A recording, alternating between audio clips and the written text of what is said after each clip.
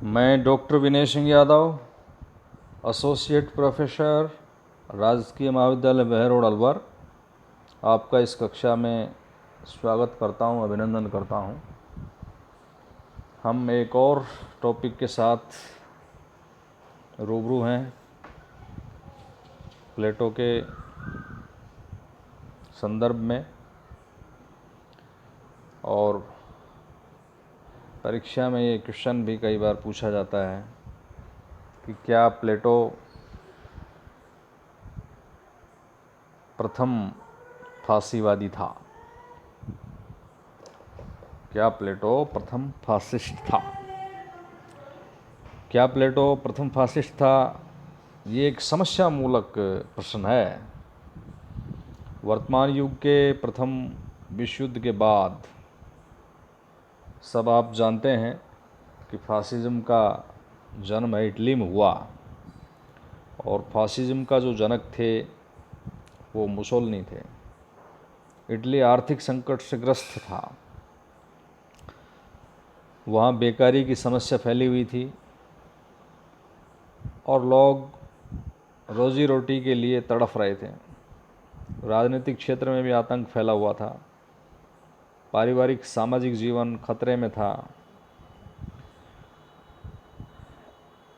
कुल मिलाकर वहाँ के हालात जो थे विकट थे। वहाँ के नागरिकों की आंखों के सामने अंधेरा छाया हुआ था। महंगाई बहुत तेज़ी से बढ़ रही थी, यानी चीज़ों के दाम काफ़ी तेज़ी से बढ़ रहे थे। ऐसे में इटली के राजा ने मुसोलिनी को 29 अक्टूबर 1922 को एक नई सरकार गठन करने के लिए निमंत्रित किया, और मुसोलिनी ने एक संयुक्त सरकार की स्थापना की, और आगे चलकर उसने एक सर्वाधिकारी राज्य का गठन किया। और ये राज्य जो था, ये व्यक्तिवाद, प्रजातंत्र, साम्यवाद, उदारतावाद, बौद्धिकतावाद, शांतिवाद और अंतर्राष्ट्रीयतावाद का कट्टर विरोधी था। इस तरह से यहाँ स्पष्ट है कि फासिज्म एक अधिनायकवादी, सर्वाधिकारवादी, राज्य का पोषक, व्यक्ति का शोषक, प्रजातंत्र का शत्रु, साम्यवाद का विरोधी तथा बौद्धिकतावाद, अंतर्राष्ट्रीयवाद का ध्वंसक था। ये एक नेता या चुने हुए कुछ व्यक्तियों के शासन में विश्वास रखता है। रशेल, क्रॉसमैन और पॉपर ने लोकतंत्र तथा मानववाद का कट्टर शत्रु माना है। वे इसी आधार पर प्लेटो को प्रथम फासिस्ट कह बैठे। वे प्लेटोवाद और फासिज्म में कुछ सादृश्यताएं देखते हैं, और हमारा बुनियादी प्रश्न भी यही है कि क्या प्लेटो प्रथम फासिस्ट था। तो इसमें इन कुछ विचारकों ने प्लेटो के विचारों में और फासिज्म की विचारधारा में कुछ सादृश्यताएं देखी हैं। उनके आधार पर उन्होंने प्लेटो को प्रथम फासिस्ट कहा है। तो कुछ बिंदुओं के आधार पर हम इस पर चर्चा करेंगे, फिर उसके बाद हम देखेंगे कि प्लेटोवाद और फासिज्म में क्या मूलभूत अंतर है, और दोनों विचारों को जानने के पश्चात हम किस निष्कर्ष पर पहुंचते हैं, अर्थात अंततः इस कथन के सम्मत या विमत में क्या निष्कर्ष निकलता है, उस पर बात करेंगे। तो उसमें कुछ सादृश्यताएं हैं प्लेटोवाद और फासिज्म में, और कुछ बिंदु हैं जिन पर उनके विचार साम्य दिखते हैं। जैसे राज्य की यदि चर्चा करें तो प्लेटो और फासिस्ट नेता दोनों ही सर्वोच्च राज्य के पक्ष में हैं। वे एक सर्वशक्तिमान और सर्वव्यापी राज्य की स्थापना करते हैं।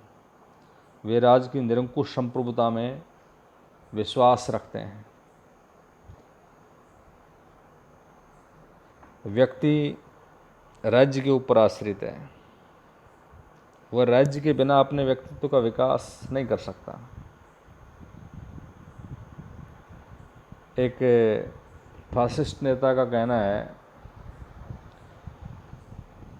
कि सब कुछ राज्य में है, कुछ भी राज्य के विरुद्ध नहीं है और कुछ भी राज्य के बाहर नहीं है।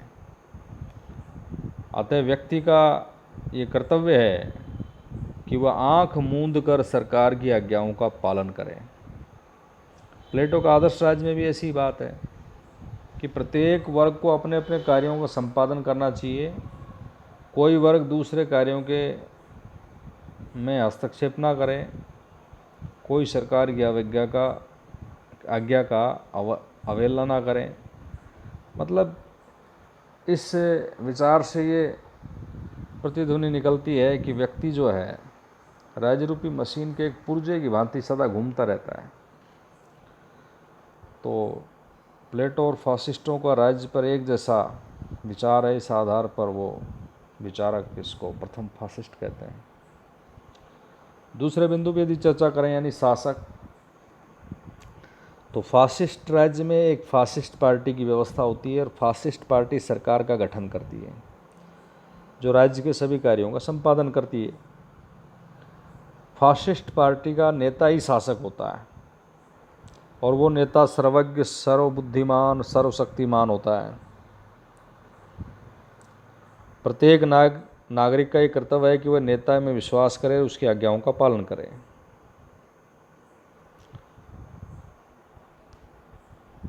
मुसोलिनी फासिस्ट पार्टी का नेता और फासिस्ट राज्य का शासक था और ये नारा लगाया जाता था कि मुसोलिनी हमेशा ठीक है, उसमें आस्था रखो, उसकी आज्ञा का पालन करो तथा संघर्ष करो।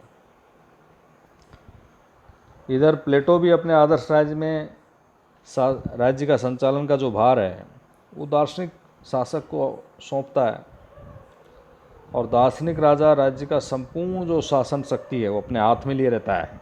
राज्य के सभी व्यक्ति उसकी आज्ञा का पालन करते हैं। प्लेटो का जो दार्शनिक राजा है वो भी राज्य का सबसे ज्ञानी, गुणी, सर्वज्ञ और महान राजनीतिक होता है। शासन एक कला है और इसका ज्ञान सभी को प्राप्त नहीं हो सकता। सभी व्यक्ति शासन नहीं चला सकते। अतः शासन का जो कार्य है वो अल्पसंख्यक बुद्धिजीवी के हाथ में रहना चाहिए। प्लेटो और फासिस्ट दोनों यही विचार लेकर चलते हैं। फासिस्ट राज्य का भार भी फासिस्ट पार्टी के नेता के हाथ में रहता है, जबकि प्लेटो के आदर्श राज्य का जो संचालन है वो दार्शनिक राजा के हाथ में रहता है। तीसरी जो साम्यता है वो स्वतंत्रता के विषय में इनके विचार मिलते हैं। फासिस्ट राज्य के अंतर्गत व्यक्तिगत स्वतंत्रता के लिए कोई गुंजाइश नहीं है। फासिस्ट लोग राज्य की शक्ति पर विशेष जोर देते हैं। व्यक्तिगत स्वतंत्रता का स्थान नगण्य है। इसी प्रकार यदि आप प्लेटो के आदर्श राज्य में देखें तो वहाँ भी नागरिकों को पूर्ण स्वतंत्रता नहीं दी गई। कोई भी व्यक्ति अपनी इच्छा के अनुसार कोई दूसरा कार्य नहीं कर सकता।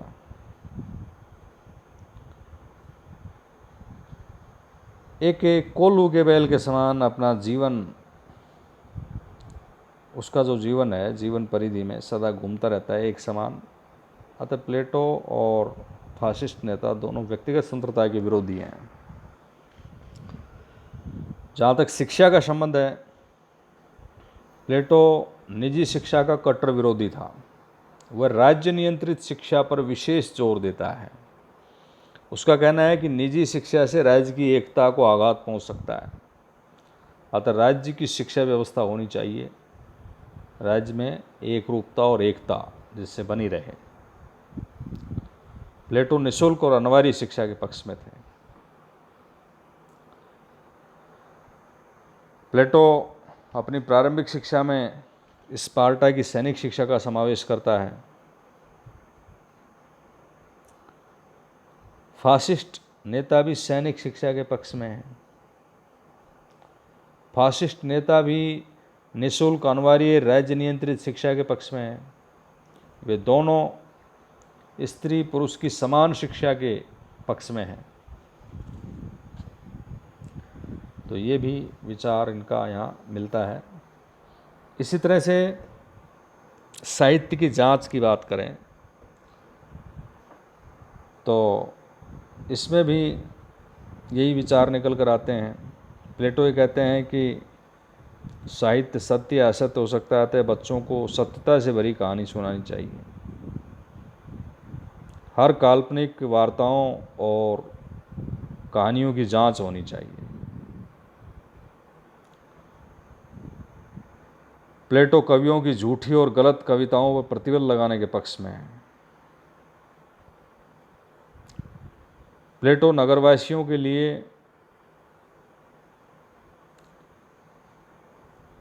पाइप जैसे वाद्य यंत्रों को ग्रहण करने का आदेश देता है। उसने फ्लूट को निकृष्ट वाद्य यंत्र बताया है। फासिस्ट नेता भी उस साहित्य पर प्रतिबंध लगाने के पक्ष में है जो फासिस्ट राज्य की एकता पर आघात पहुंचाता है। ये भी फासिज्म का प्रचार करना चाहते हैं। तो इनके दोनों के विचार इसमें मिलते हैं। इसी प्रकार राज्य व जाति की श्रेष्ठता संबंधी बातों पर यदि बात करें तो जैसे हिटलर ने प्रजातिवाद की श्रेष्ठता पर विशेष जोर दिया, मुसोलिनी भी बुद्धिजीवी श्रेष्ठता की प्रशंसा की थी। उनका कहना था कि राष्ट्र के अंतर्गत बुद्धिजीवी ही शासन करने योग्य हैं। श्रेष्ठ राष्ट्र दूसरे राष्ट्र पर शासन का अधिकारी है। प्रारंभिक काल में फासिज्म में जाति श्रेष्ठता पर जोर नहीं दिया गया था, लेकिन हिटलर के प्रभाव में आकर 1938 में मुसोलिनी ने भी ये कहना शुरू कर दिया कि इटालियन पवित्र और उच्च जाति के हैं, उन्हें संपूर्ण विश्व पर शासन करना चाहिए। यही बात प्लेटो भी एथेंस के नवयुवकों को कहा करता था कि हम लोगों का देश सुंदरतम है, अन्य देश इसका मुकाबला नहीं कर सकते। और वो कहते हैं कि उसे यूनानी जाति का होने का गर्व है। प्लेटो कहते थे, मेरा सौभाग्य है कि मैंने सुकरात के समय एथेंस में जन्म लिया। मुझे गर्व है कि मैं सुकरात का शिष्य हूँ तथा यूनानी जाति का हूँ। तो इस तरह से एक जातीय श्रेष्ठता की बात दोनों के चिंतन में मिलती है। परिवार नियोजन, प्लेटो और फासिस्ट दोनों नेता परिवार नियोजन के विचार किया है इन्होंने। प्लेटो ने तो जाति श्रेष्ठता के लिए नारी साम्यवाद के सिद्धांत का प्रतिपादन किया है और वो संरक्षक वर्ग के लिए व्यक्तिगत परिवार का उन्मूलन करके राज्य परिवार की कल्पना करता है, जिससे श्रेष्ठ स्त्री पुरुष से श्रेष्ठ संतान की प्राप्ति होगी। फासिस्ट राज्य में भी परिवार नियोजन की व्यवस्थाएं की गई हैं। फासिस्ट नेता भी अधिक संतति प्रजनन के पक्ष में हैं और फासिस्ट राज्य में दुर्बल विकलांग बच्चों का कोई स्थान नहीं है, वे गोली और तोप के शिकार बनते हैं। जहाँ तक प्रजातंत्र की बात है तो प्रजातंत्र में समानता का सिद्धांत में विश्वास किया जाता है, लेकिन दोनों ही प्लेटो भी प्रजातंत्र के बारे में उस तरह के अच्छे विचार नहीं रखता, क्योंकि उनके गुरु सुकरात को विषपान होने के बाद उन्होंने अनुभव किया कि प्रजातंत्र सबसे निकृष्ट सरकार है, इसमें न्यायी गुणी योग्य व्यक्तियों की कोई पूछ नहीं है। भीड़ तंत्र और भेड़ तंत्र, उसके अनुसार प्रजातंत्र मूर्खों की सरकार है। तो ऐसे ही विचार फासिस्ट नेता भी मानते हैं कि प्रजातंत्र में वो उसके कट्टर दुश्मन के रूप में मानते हैं प्रजातंत्र को, और उनका कहना है कि जनसमूह शासन करने की योग्य नहीं है, सभी व्यक्ति समान नहीं हो सकते, शासन एक कला है और चंद व्यक्ति लोग ही ठीक से इस प्रशासन को चला सकते हैं। तो इस प्रकार इन्होंने अपने विचार प्रस्तुत किए हैं। मुसोलिनी के बारे में कहा गया है कि मुसोलिनी सदैव ठीक है, जनता नेता में आस्था रखे, उसकी आज्ञा का पालन करे, उसके अनुसार संघर्ष करे।